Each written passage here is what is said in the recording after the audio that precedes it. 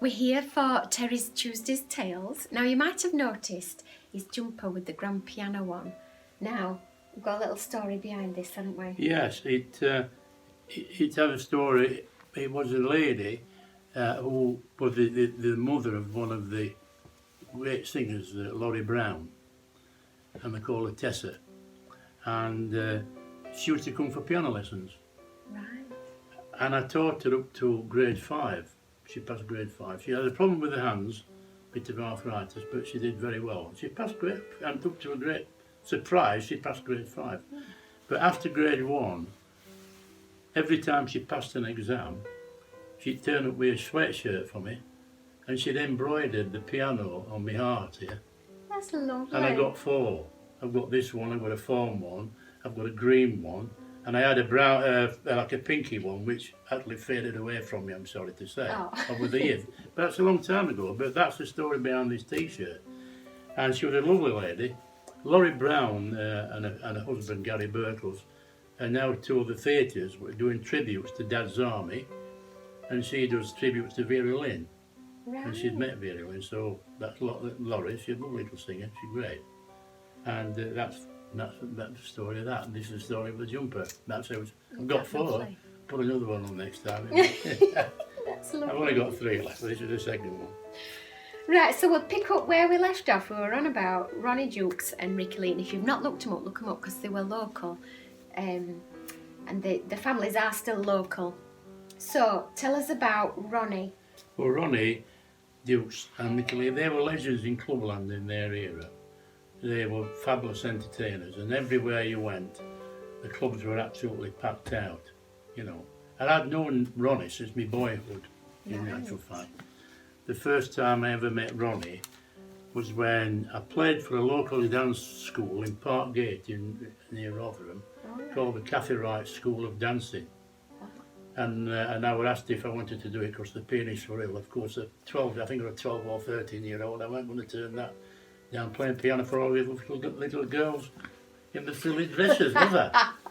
Which I went down, yeah, and I did, play for the dancing rehearsal. But there was one boy, and he was as thin as a rail, but he was their star dancer. Wow. He was superb dancer, and he used to have a green velvet suit on, and the medals across his chest that he won from dancing competitions. He used to dance on tables and stuff like that. Fabulous player, dancer. I then teamed up with him later on when he teamed up with his wife Ricky. I'm not going to show him that there. Here's here, Ricky. And that was taken in when they did the Talk of the Town in London, where they had a little band then, with the 2 sons in it, Dean and Perry. Wonderful lads, and I remember them growing up, as young kids. And but sadly, later on, after the end of, I'd finished travelling around, I was with Ronnie on a summer season. We did a summer season with them in Douglas, Isle of Man, at the Gaiety Theatre, and the next one I did with them was in Great Yarmouth, on the Wellington Pier, and everything was going well, and we were doing all the big nightclubs around the country, up and down the country. Didn't know what we could be. Aberdeen one day and down in Brighton the next. Massive lot of travelling involved in it. But the next one we went to, we were 20-week summer season in Jersey, in St Helier, the Beans nightclub in St Helier, Beans West Park, we called it. Biggest on the island. Beautiful place. And we were with the supporting acts as well, and dancers as well in there. And we were doing the backing for that. And Ronnie, at the end of the 20-week run, unfortunately, we just finished the final number of Ricky singing, the final number, before he came back on stage to do the finale. And we counted the boys in to do the finale. And she finished it. Right. And all of a sudden the curtains closed, and the tannoy said, Ronnie's ill. So we all looked behind us, and Ronnie was down on the floor just before you come through onto the stage. And the lighting man in the box at the back had seen him coming on and saw him fall back. And he'd had a massive heart attack and rushed him to hospital, which were quite close. And they fetched the doctor up and a nurse up out of the audience if they were there, you know, they came up, tried their best. But we went to the hospital in Jersey, and in the early hours of the morning, sadly, Ronnie died. So that was a big blow. That he was doing really, really well. Everybody was in total shock. But we had a meeting the following weekend. It was Saturday, Sunday, Monday. We had a meeting with the agents and that coming in from London and places like that. And they asked me to stay on because there were other acts coming in for the rest of the season. Yeah. In my head, I didn't want to be there. I wanted to be home with my lovely wife. Didn't want to be there. So, but I had to stay. And other acts came in, Lenny Bennett, who was a big star on the television at the time, comedian. And then another act called the Dallas Boys, who again were very popular on the clubs and in the theatres at that time. Until about the last 2 weeks of the season, and Ricky came back. And she sang the last 2 weeks of the season. And there wasn't a dry eye in the place. And what she finished with on the first night was a song that I'd written the arrangement from the Gladys Knight and the Pips called You and Me Against the World.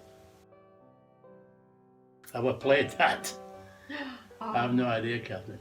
Oh, wow. I choked up. I bet you were. Yeah. So after that, in effect, I didn't have a job with Ronnie and Ricky because Ronnie had died. Yeah. So I didn't know what to do after the end of that season. And I came home, and I'd been home about 48 hours, and I get a phone call. That was from Bernie Clifton. Oh, yeah? He says, I want you to come with me on a trip for a week, if you're interested. And I thought, oh, okay, I'll do that. I said, where is it? He says, Monte Carlo. I said, he's joking, you know, it's just Monte Carlo Sporting Club. We're going out there for British Leyland, the company that make cars. They're launching a car called the Ambassador in Europe, and they're doing a show there with other acts on. So I thought, oh, I'll go. Because you said you've written a lot of my stuff I'm doing, so you know it. And you know my act, so come with me. So I said, okay, I'll do that. Well, I'm telling you, that was the maddest week I've ever known in my life. Unbelievable. But it was amazing. We arrived there we had flew to Nice and then drove to Monte Carlo, of course, and we stayed in the Mirabeau Hotel, which you don't know, it's quite a famous place.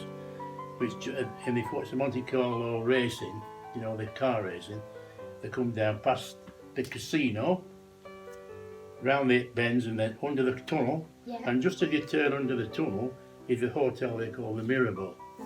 Right, and that's where we were, me and Bernie. Neville King, who was an absolute nutter, ventriloquist. A girl called Helen Gelzer from America, superb black singer. And some of the boys of the band, which the Alan Ainsworth Orchestra were there as well as Alan Ainsworth staying in there. So that became a great week there in Monte Carlo Sporting Club, which is a fabulous place. There used to be a television show at one time from there. But it had two stages in it, one opposite the other, and the roof used to come back in the summer. Oh, really? Massive, and everything were on hydraulics, you know. So you'd be on a big stand with the band behind, right at the back, away from everything going off at the front, and then all of a sudden you found yourself you're moving forward, and all of a sudden when the curtains don't be there in front of. You know, it's an amazing bit of kit that was, but already a 16-piece band on there. But Bernie used to do this act, you know, with his act with the you know, on the ostrich, you know, that around. He also had an act where he got dressed up as a desert sheikh Arab with a cat on his shoulder. You know, and all that kind of stuff. It was a lot of fun. And but that was a great week. Neville King was great ventriloquist as well. And we used to travel to the venue at night from the hotel in a taxi. And the French taxis didn't have radios in at that time. We're talking 1980. Right. They didn't have radio. So, but Neville King could do this thing, make it sound like somebody's talking on the radio, ventriloquist. And the taxi driver trying to drive and looking for where the sound's coming from underneath his backwood. And you know, you got things thought it was radio. So it was a lot of fun during that time. But when I came back home, I thought, well, what's going to happen now? You know, because I finished with early, and that was that. It was a great week, they were very successful. But they rang me from the Dial House Club in Sheffield, which is one of the biggest clubs in Sheffield. Can I help them out until after Christmas? Because it was then, from November, as it was then, to after Christmas, about 6 weeks, because their organists were leaving. So I said, okay, that's again, it's a bit of work, isn't it? It's work coming in, I'll do that. So I went there and saw the people concerned, and oh yeah, start tomorrow. So I did do, and I was there. I finished up being there for about 23 years. I remember you playing there. At Dial House. Yeah. And I had a Wurlitzer organ at the time in there when I first went in, and a drummer, Terry Waldron, we're still great friends of, and he lives in Chesterfield now. Terry phoned me up not long ago, and a great drummer, could read anything, you know. Then I had another drummer called John Lee, who was another good drummer as well, big band drummer. Right. But then I says to the man in charge, I says, Keith Chapman, I said, this organ is a bit old-fashioned for today, because the modern sounds weren't on it. I said, what we need is an instrument that can cope with up-to-date sounds and stuff like that. He said, well, have a look around, see what you can find. You have a look at it. So after a while, I came across this. I used to go into Fox's organ place in you remember it, in Barnsley, and other places. And they used to wait for me coming in. They said, oh, we've got this one in, we've got this one in. And so all of a sudden they got this one in, the Yamaha EL90, so the very latest thing. And it was, I think at that time, £13,000, which was a lot of money. That's right? a lot of money now. It's a lot of money now, but it was then, huge.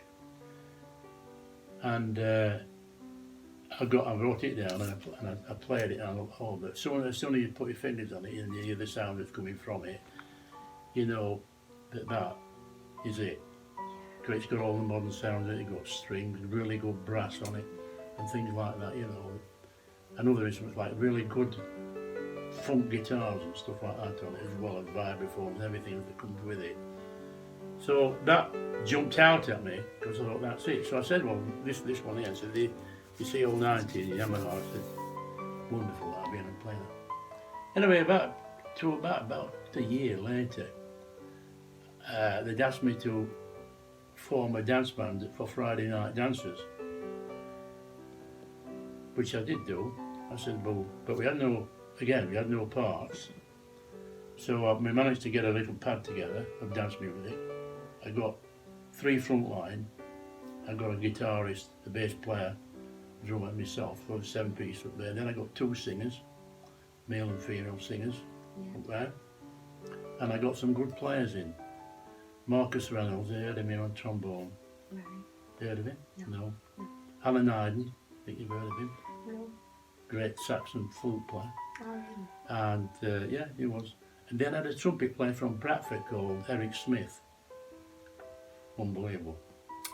He used to come all the way from Bradford to Sheffield on a Friday night for that dance. Yeah.